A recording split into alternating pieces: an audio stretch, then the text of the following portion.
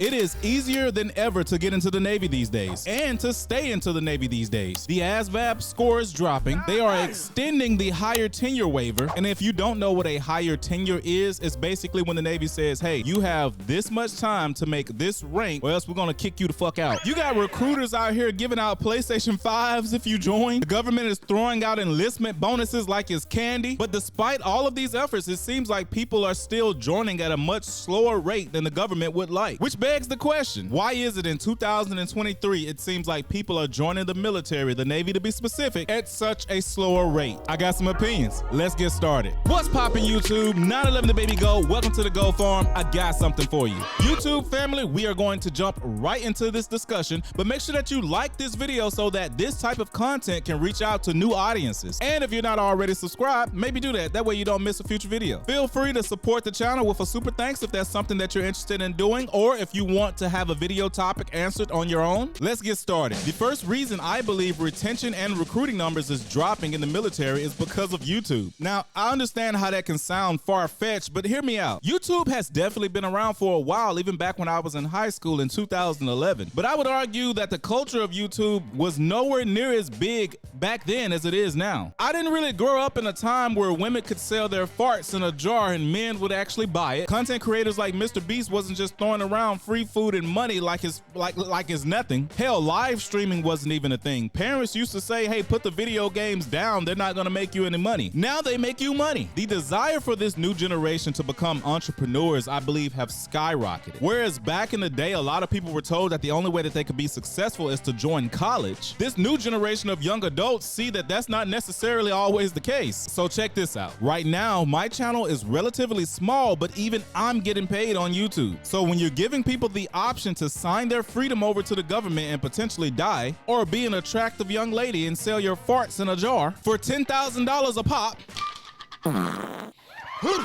I'm just saying, I can see how it can be tempting to say, no thank you, government. Speaking of, y'all wouldn't be interested in buying. I believe that another reason that the retention and the recruiting of the military is going down is because the incentives that the military is offering does not match what the people want. This does piggyback off of my original point that I just made earlier. Let's take being an influencer, whether it be on Twitch, TikTok, YouTube, let's take all of that out of there. What is the government offering you to join the military, even if it's just one contract? With the post 9/11 GI Bill, you get up to 3 years of college paid for, including your rent, as long as you keep a satisfactory GPA. You get your VA home loan that you can use, which gives you the benefit of not having to pay down on a house, which possibly could make your mortgage higher, so you probably want to do that anyway, but that's beside the point. You get a stable but overall unimpressive paycheck. This is in particular if you go on the enlisted side. It's better if you go in as a commissioned officer. And then there's the free health care, dental care, and all that good stuff. I've said this multiple times, but I believe the military is a young person's game. With that being said, if I'm being honest with you, I don't think that the average 18-year-old is mature enough to even generally soak in what it is that the military is offering. VA home loan, cool. You think the average 18-year-old is thinking about a home right now? Not saying they shouldn't be. I'm just saying, do you think that they are? Now, sure, when I was 18, I come from a poor state. $20,000 a year would have seemed like some really great money to me. And I believe today's average 18-year-old knows that that ain't no fucking money. I wish I had some sort of logical evidence to back up this belief. This is purely biased. In this social influencer digital age that we live in, people are constantly seeing people make that type of money within a month time frame. Hell, people are hearing about sponsorships, how people are making that in one video. Make a long story short, I think the government's gonna have to up the pay. I'm not saying the moment a person joined, they should be rich, but damn, it is their life that they're putting on the line. You would think you would at least start out making more than fucking Wendy's. Now, to be fair, there are a lot of expenses that you won't have to pay with that $20,000, like for example, rent. Most of the time you're gonna be living on a ship or you're gonna be living in the barracks, so that does save you money. But again, is that extra $20,000 worth the average person signing over their freedom and risking their lives? That's up for you to decide, but I'm just saying, if I was little Jimmy that was 18 years old and trying to figure out what I want to do with my life after I move out of my parents' house, that's not the most convincing thing anymore. I've mainly been focusing on recruiting though. What about the people that are already in but for some reason keep getting the hell out? Well, hell, if you've ever watched one episode of the DDT14 podcast, which you can find under the live playlist on this channel, where I bring on other other active or previously active military members, and we talk about the military with no filter. You should check it out. But anyway, getting back to the video, had to plug it in real quick. Majority of my channel is just a glorified reason on why people are deciding to get out. Where do you want to start? The lack of freedom, the poor leadership, sometimes the poor living conditions, depending on your rate, overwork with little to no sleep, not being able to adjust to the military lifestyle and culture in general, depending on your rate, the difficulty in making rank so you can make more money, being treated and or talked to like a child, the sexual assault cases that happen in the military, some which get swept under the rug, the post-traumatic stress disorder, depression, anxiety that often is given to you from your experience in the military, signing a contract in general. Granted, no one made you sign the contract, but there's no worse feeling than after you sign it, you realize at this moment, you fucked up. And you gotta wait another 4, 5, 6 years to get the hell out. I'll never clown anyone who joined the military. Hell, that would be hypocritical. But for every one good reason I can think of to stay in the military, I honestly can think of 3 good reasons why you probably should get the hell out. Hell, there was a point where the military was making it to where you could no longer have no shave chits. For people that suffer with PFB, they could get a no shave chit so that they can go a few days without shaving or have a beard within regulations. That way they're not constantly fucking up their skin just so their neck can look like a baby's ass. But there was a time period where the Navy completely took no shave chits away and gave military members 2 options. You either get kicked the fuck out or you get permanent hair removal. Guess what a lot of men decided to do?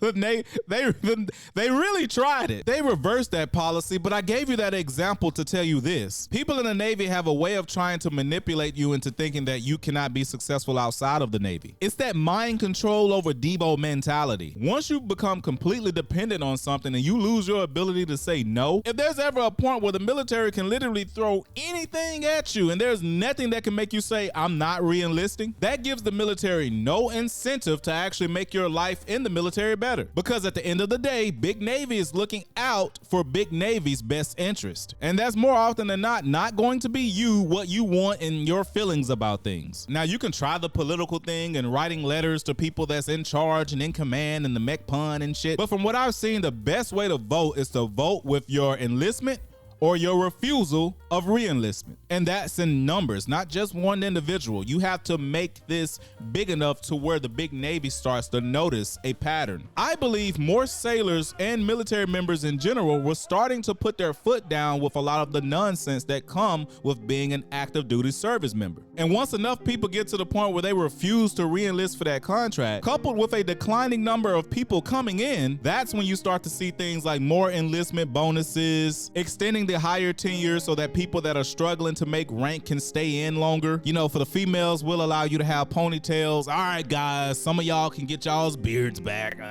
Now, obviously, there's going to be those people that love the military that have already put in so much time where they would be foolish to get out, and they're going to do their 20, retire, and get their benefits. Good job. That's what you should do, especially depending on if you have an extensive amount of time in the military. How can I argue that that's an irrational thing to do? But if I could wrap my point in a neat bow, the military has to do better. They need to understand what is it that civilians want out of life that you can offer them or help them get closer to it, and you need to understand for the service members that are already in, what can you give them to make them want to stay? I don't know if Big Navy thinks like this. I can only assume. But unless you get to the point where you just want to start drafting people, I don't think Big Navy holds as much leverage as they think they do. Shit, one of the reasons that the experience for officers and enlisted is more like royalty and peasantry, in my opinion, is because Big Navy feels like they have more leverage with the enlisted member than the officers, because they associate degrees with automatic success. And a lot of people that come in enlisted don't have any skills or degrees behind them. Now, somebody could argue it's because of more responsibility and all that. Fuck out of here. You would be surprised at how many officers in the military don't even understand the job that they're in charge of.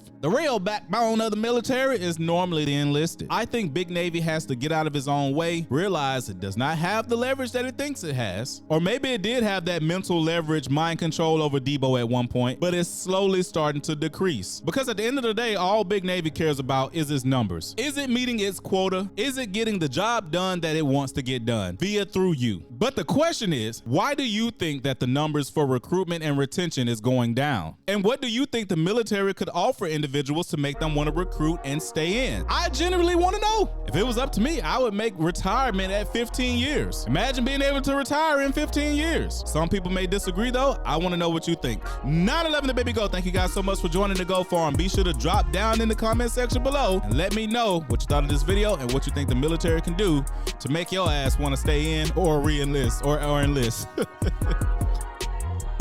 I'll see you guys in the next video. Peace.